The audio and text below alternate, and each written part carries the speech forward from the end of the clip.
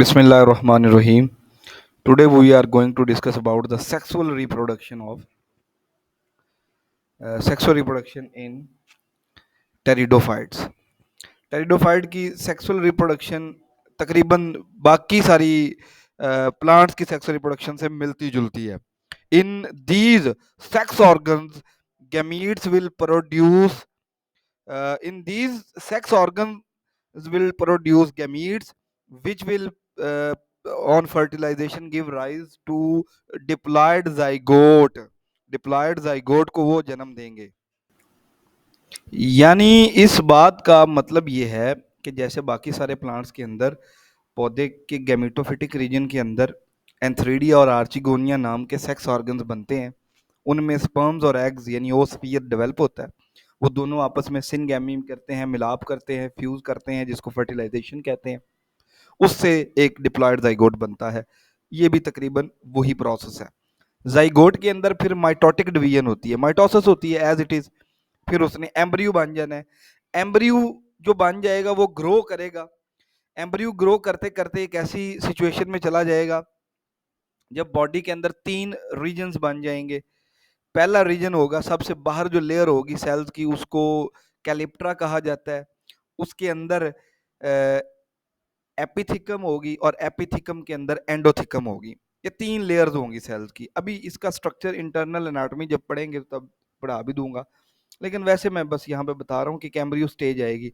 उसके बाद sporophyte plant body develop हो जाएगी। और स्पोरोफाइट ही तो असल पौधा होता है। असल पौधा जो होता है, जो ओरिजिनली हमें नजर आ रहा होता है टेरिडोफाइट में, वो खुद स्पोरोफाइट होता है, डिप्लॉयड होता है, 2n होता है, मैच्योर होता है, आइडेंटिफाइएबल होता है, डोमिनेंट होता है, कॉन्स्पिक्यूअस होता है, ऑब्जर्वेबल होता है, आइडेंटिफाइएबल होता है, नजर आ रहा होता है नेकेड आई से।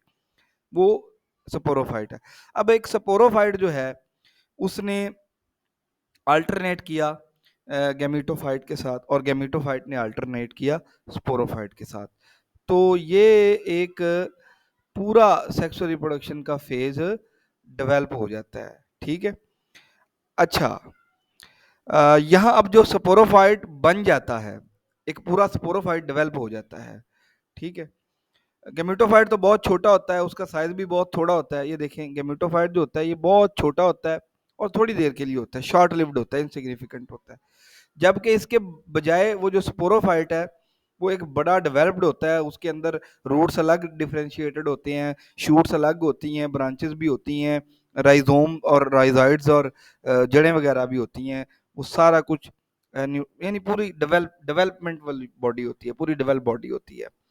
Mostly gametophyte is independent in the matter of nutrition because it has green cells with chloroplast to do photosynthesis. ज़्यादातर टेरिडोफाइट्स के अंदर ऐसा होगा कि गैमेटोफाइट इंडिपेंडेंट है और स्पोरोफाइट वो तो खुद है ही डोमिनेंट भी और इंडिपेंडेंट भी, यानी दोनों एक दूसरे से इंडिपेंडेंट है। दोनों के पास फोटोसिंथेटिक मशीनरी मौजूद है।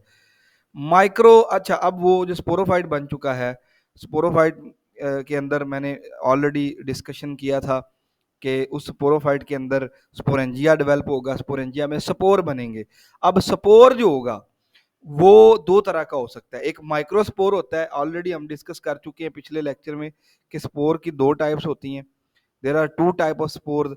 नंबर 1 जो होता है वो हमने पढ़ा था कि क्या होता है, माइक्रोस्पोर होता है। ठीक है। और माइक्रोस्पोर और दूसरी टाइप जो होती है वो कौन सी होती है, मेगास्पोर। मेगास्पोर ने किस में डेवलप होना होता है, फीमेल गैमेटोफाइट में।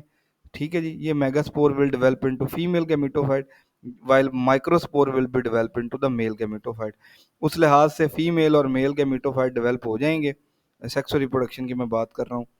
और वो जो मेल और फीमेल गैमेटोफाइट हैं उनके ऊपर फिर सेक्स ऑर्गन्स डेवलप होंगे। मेल सेक्स ऑर्गन एंथ्रीडिया होगा, फीमेल सेक्स ऑर्गन आर्चिगोनिया होगा। उन सेक्स ऑर्गन्स के अंदर दोबारा गैमीट बनेंगे, स्पर्म और एग वो मिलेंगे, फर्टिलाइजेशन होगी, फिर जाइगोट बनेगा।